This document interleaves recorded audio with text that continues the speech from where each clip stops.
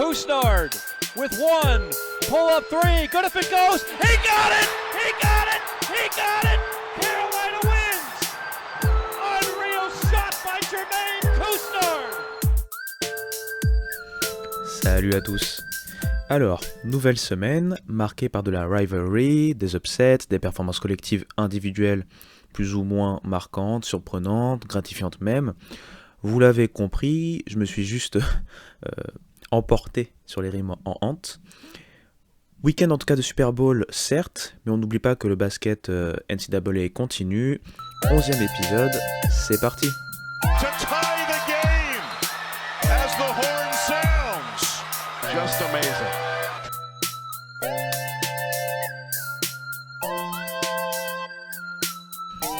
Bon, normalement vous en avez un peu plus l'habitude maintenant, en tout cas pour les 2-3 fanatiques qui continuent à me suivre.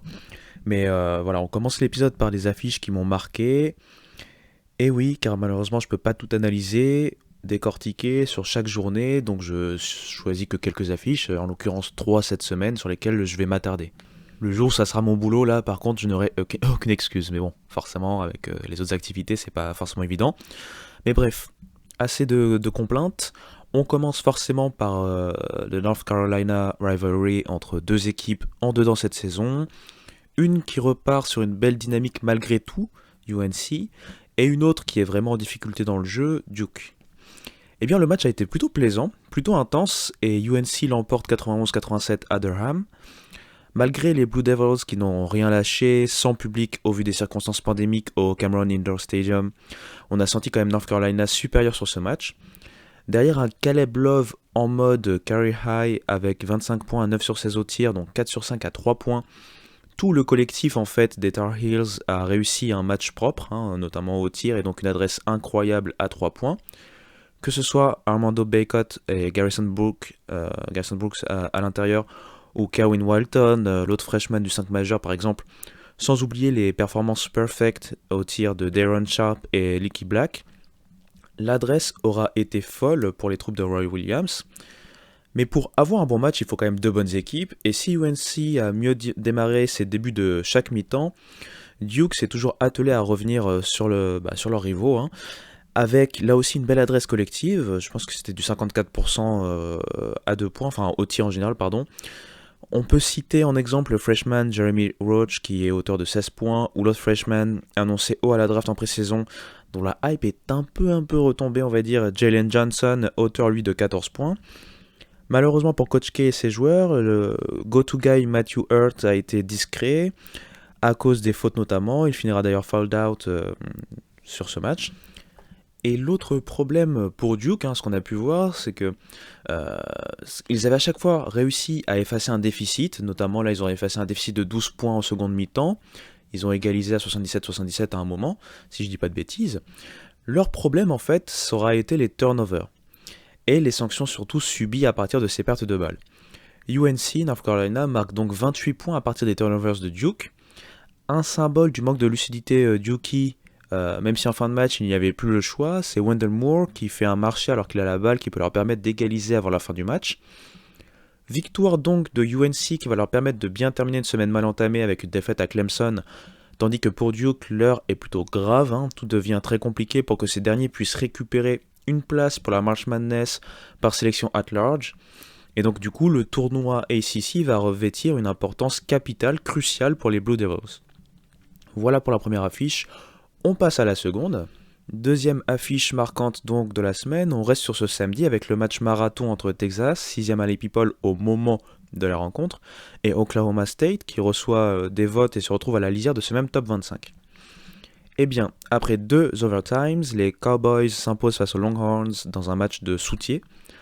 Pas de beau jeu, les défenses ont pris le pas sur les attaques, en témoignent les adresses des deux équipes, 25% pour Texas, 35% pour OSU de Big 12, pas Ohio State bien sûr.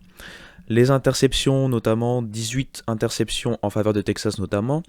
La bataille du rebond avec un 56-53 pour les Longhorns. Bref, pas un match à l'esthétique poussée.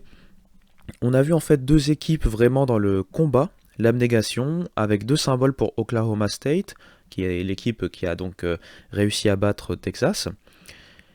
Caleb Boone, tout d'abord, auteur d'un match 5 étoiles. Il termine à 22 points à 8 sur 13 au tir, 5 contres, dont 2 très importants en overtime, et 15 rebonds. Le sophomore, encensé par ses coéquipiers, Cade Cunningham en tête, n'hésitant pas à parler de lui comme de l'un des meilleurs bigs de la Big 12, a été une tour de contrôle impressionnante face à Andrew Jones et ses coéquipiers. L'autre joueur symbole de la détermination, c'est tout simplement Cade Cunningham. Le potentiel numéro 1 de la prochaine draft a eu de grosses difficultés face à la défense texane, un 5 sur 22 au tir, c'est pas très joli, mais il a su être clutch, mettant par exemple le 3 points égalisateur en fin de période réglementaire, puis marqué 5 points importantissimes dans la seconde prolongation, dont notamment un 3 points à 1 minute 30 de la fin, qui va aider son équipe à sceller en fait la victoire et remporter le duel des États voisins.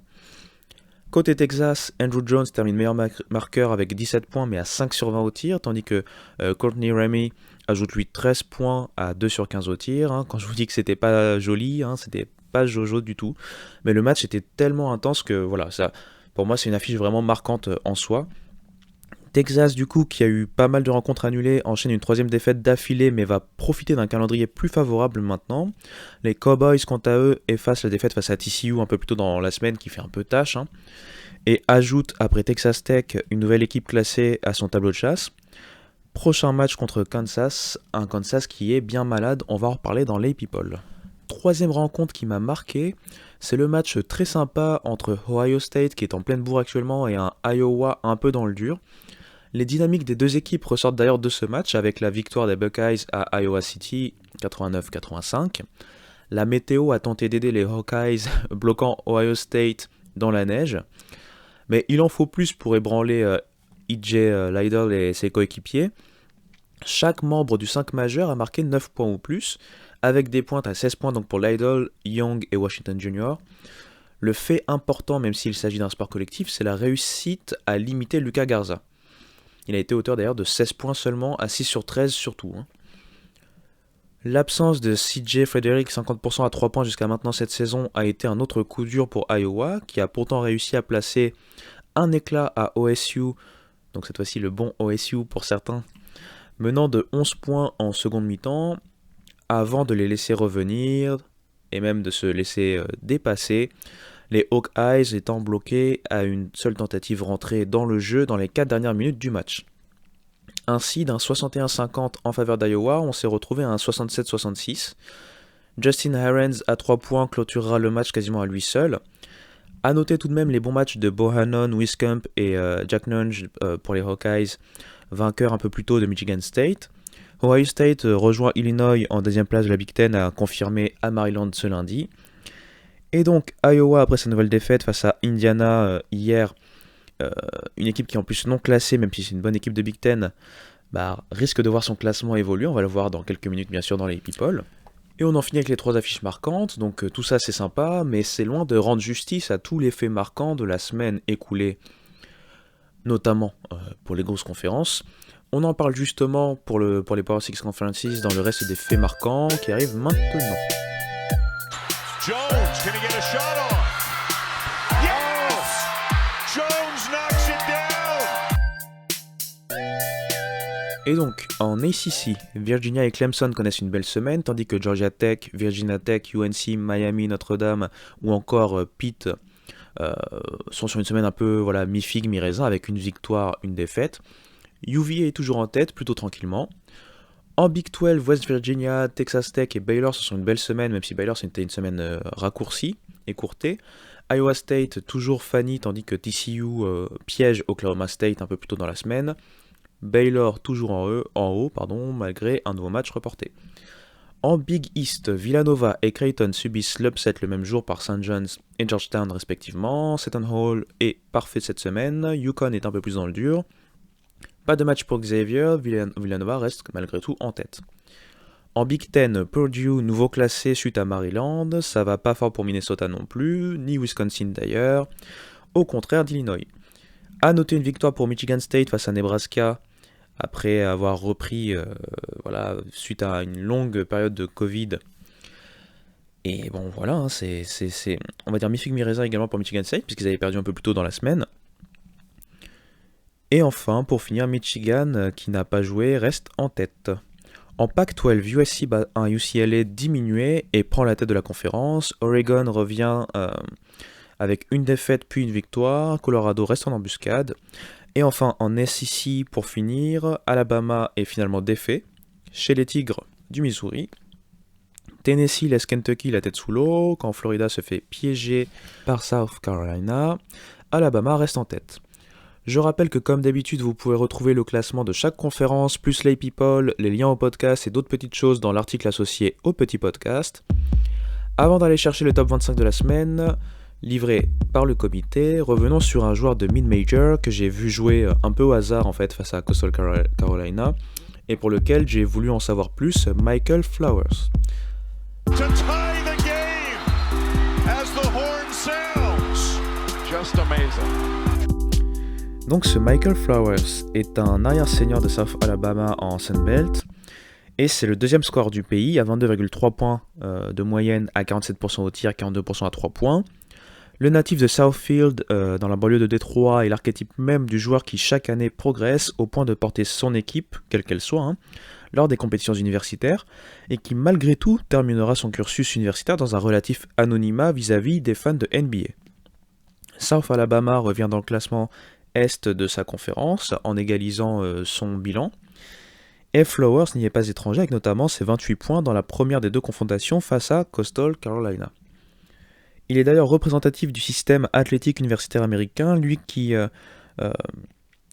était plutôt fort en fait, était plutôt bon au niveau lycéen et qui a atterri en fait ensuite au niveau universitaire à Western Michigan, où il va jouer très peu d'ailleurs sa saison freshman, avant de réussir 2 saisons solides donc en MAC, en MAC. Fort d'une cote montante, il va exporter ses talents, donnant la priorité à South Alabama, alors qu'il avait 4 universités qu'il avait en priorité.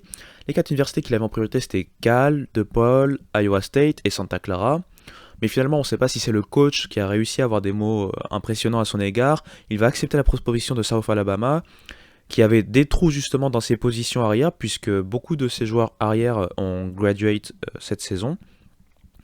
En temps normal, il aurait été obligé de s'asseoir sur cette saison avant d'être éligible la saison suivante, comme on le sait.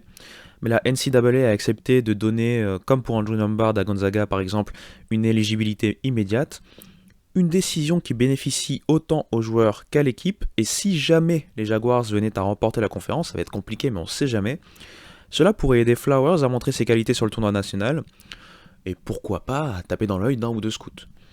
En tout cas, c'est tout le mal que je lui souhaite. Voilà pour ce type de profil. Je voulais un peu changer pour pas trop parler des joueurs qu'on retrouve dans les Power Conferences, et comme je suis tombé sur ce match-là, c'était vendredi, si je dis pas de bêtises, et je l'ai trouvé plutôt très très bon. D'ailleurs, il termine à 28 points, comme je l'ai dit. Je me suis dit pourquoi pas parler un peu de ce type de joueurs, un peu des profils un peu plus sous le radar, sauf pour ceux qui sont vraiment fans de NCAA college basket ou qui sont vraiment à fond dans les mid-majors. Voilà, donc c'est un petit profil sympa, mais on va passer à la fameuse attraction du podcast, ce que personne ne veut manquer, en tout cas les quelques personnes qui écoutent ne veulent pas manquer, c'est le top 25 de les people de la semaine avec pas mal de changements.